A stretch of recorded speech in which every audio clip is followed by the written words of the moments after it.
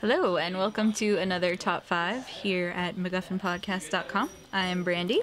And I'm Allen. And today we will be talking about our top 5 French language films. I think we're both pretty big fans of French cinema. Oui. So, here we go. My number 5 is from 1962. It's a film that's a little bit part of the fringes of the French New Wave movement. And that is Cléo de 5 à 7 in French, Cleo from 5 to 7. It is from writer and director Agnes Varda, who is someone who I think should get a lot more credit with, you know, those big boys of the French New Wave that you hear mentioned all the time. Her movies are really interesting, and this is my favorite of them. It is 2 hours in the life of a young French singer as she is waiting for test results to tell her whether or not she has cancer. And basically alternately wallowing in she's convinced she's going to die, versus trying to distract herself as she sort of goes around Paris and visits a lot of her friends to see what their opinions are about what's going to happen when she finally has this appointment with her doctor at 7 p.m. It's a really interesting film. It's one that I watched again just a few days after having watched it the first time because I really wanted to.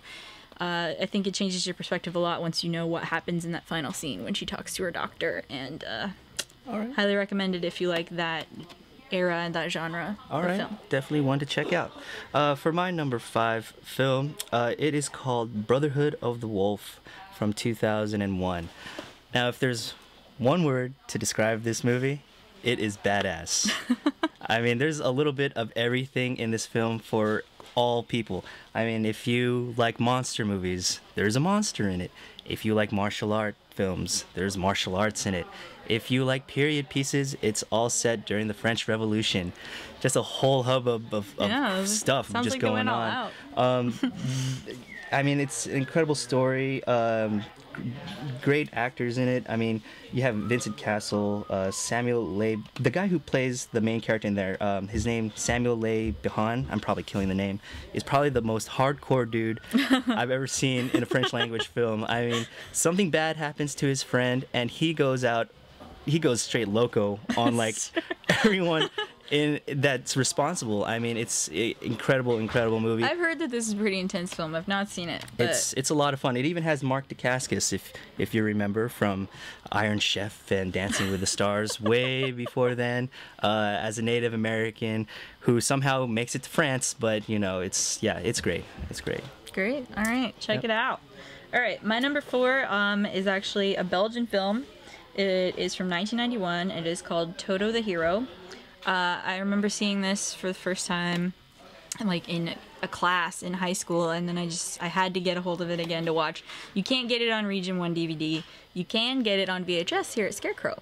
So it is a tale about an old man who is trying to exact revenge on another old man who he's believed since he was a child that the two of them were switched at birth and that he should have had this other life. So you see them at the point they are now, and then flashback to them sort of as young adults and then as children as well. There's a lot of fantastical elements because this guy has a lot of fantasies about what his life would have been like if he had lived next door with the other family, and it's a really interesting independent film. Seriously, check it out if you get the opportunity. I really wish that they would release it on Region 1 DVD. Yeah, I mean, if you can find it, you should definitely check it out. Yeah. So, moving on to my number 4. My number 4 is from 1964, and it's actually a musical, and it's called The Umbrellas of Cherbourg. Cherbourg. Yes. It's a great from movie. Jacques Demy. It's really interesting how this movie is in terms of being a musical. I mean, every piece of dialogue in the film is sung all the way through. So there's that, and then just an incredible love story about these two young people who, you know, fall head over heels with each other, but then are ripped away due to circumstances, and then reunite at with an end scene that's just really, really powerful. It is really. I mean, they barely say anything, but there's so much emotion going on in that last scene. It's just incredible. The music by Michel Legrand is famous. It's a great movie. Colors, so. Young Catherine Deneuve is really very good in this. You can see why she just went on to be one of the great stars of French cinema. Yeah. So, yeah, it's a really interesting movie. Okay. Very. My number 3 is from the director Jacques Tati. Is from 1967, and it is called Playtime. This is, I think, the third movie that he had done with this famous character called Monsieur Hulot, who's sort of a French take on a little tramp, or even you can see its influence on something like Mr. Bean later on. Loosely influenced, that's the kind of movie that you're watching, where it's just this one character going around getting on into all these crazy situations, and it's played very much for humor and the Monsieur Hulot's Holiday, where he's just madcap adventures at the beach and stuff. By the time you get to Playtime, it's a lot more serious, while there's still moments of humor. But this is just one of the most interesting movies I've ever seen, because it follows this character around, but it also follows a lot of other characters, because he sort of keeps running into these tourists that are on this bus that are also going around the city. And everything is shot sort of really far back so that you can see multiple things going on all at once. There's a scene in a restaurant that's crazy like that. There's a scene in this modern office building where you can see 30 characters going all around at once doing their day.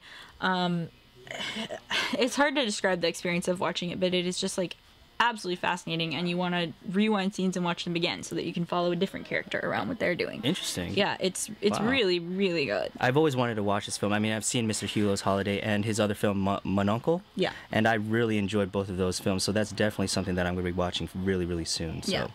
Yeah. Moving on to my number 3. For my number 3 film, I'm going to the French New Wave with Jean-Luc Godard's Breathless from 1960. A little bit of a easy choice when you're talking about French films and the French New Wave, but I mean, this film is completely so influential, especially with how modern films are made today. I mean, you have the jump cuts and people talking directly into the camera. I mean, the film's about this petty criminal who kills a cop and is hunted down for it. But I mean, it's not about the story at all. It's completely about the style of the film, and it is definitely one of the most stylish original films ever made. It's really, really good. It really is, yeah. And Jean-Paul Belmondo, is that his name, is just he's just fun to watch as he goes around. He always just walks around with these sunglasses and a cigarette barely hanging out of his mouth and everything. Yeah, and then Jean Seberg, is that her name? As she's great too. So yeah, definitely watch that. It's a classic. If you haven't seen it, then you need to check it off your list of movies you have to see. Yes. All right, my number 2 is another Belgian film. It is from 2002 from writers and directors the Dardenne brothers, and it is called The Sun. This is a movie I don't even want to say too much about, because not that much happens in it, but the experience of watching this this character who is he teaches shop at a continuing education sort of place, teaches carpentry, whatever. And a student comes in to register for his classes, and you can just tell that there's something wrong. He's fascinated by this character. You don't know why. Okay. And whatever reason that you think it's gonna be, it's not. That's not what it is. And when you find out why, what the connection between the two of them is, it's just. It's one of the most interesting sort of character or relationship movies I've ever seen, and it's just so powerful. I don't want to say that much more. I don't want to spoil it, but if you've not seen this movie, please rent it. It is so amazing what it does. All right, sounds good. Okay, for my number 2 pick, I'm going with Louis Malle and his film from 1987, Au revoir les enfants. Did I say that right? Ish. Okay. Anyway, this is probably one of the most emotionally one of the most emotional films that I've probably ever seen is a story about this friendship between these two boys in a boarding school during World War II. One of them harbors a secret, and just the development of their relationship, you know, how they look out for each other and everything, and then that end scene when the German forces marches in and kind of breaks this relationship apart. It's so incredible, and the fact that it's based on real life. Yeah. The boarding school that the film was set in is the actual boarding school where the director went to. The actions that the main character took at the end of the film is the exact actions that the director took. It's heartbreaking. That narration at the final moments of the film is just, it gets me every single time. It's a film that you have to have to see. This is just one of the greats. It's just amazing film. Yes. Definitely. Watch it. All right. My number one is from 2001. It is from director Jean-Pierre, and it is Amelie. I just think that Amelie is a pretty... it's everything that you could ever want in a movie, basically. It's so clever. It's so funny. The characters are really interesting. The visuals are really interesting. I mean, I just feel sort of exhilarated watching it every time.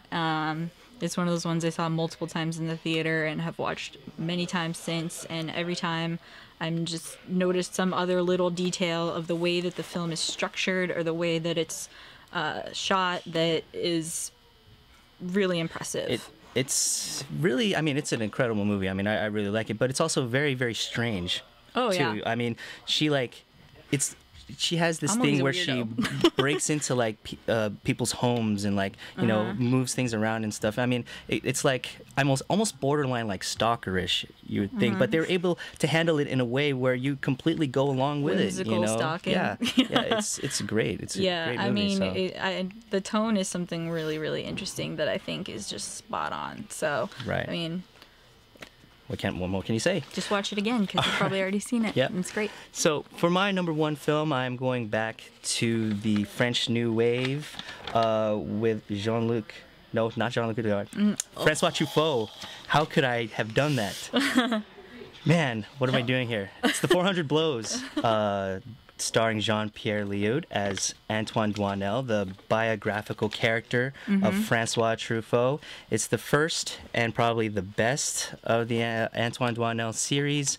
It's just incredible to see, you know, this character who's this, you know, young kid who's totally, you know, misunderstood. I mean, he gets into trouble and, you know, people think of him as a certain way, but, you know, in reality, he's really just a good kid who's just, you know, doesn't get things right, or he's in the wrong place at the wrong time. I mean, it's beautiful visually. I mean, it's heartbreaking emotionally.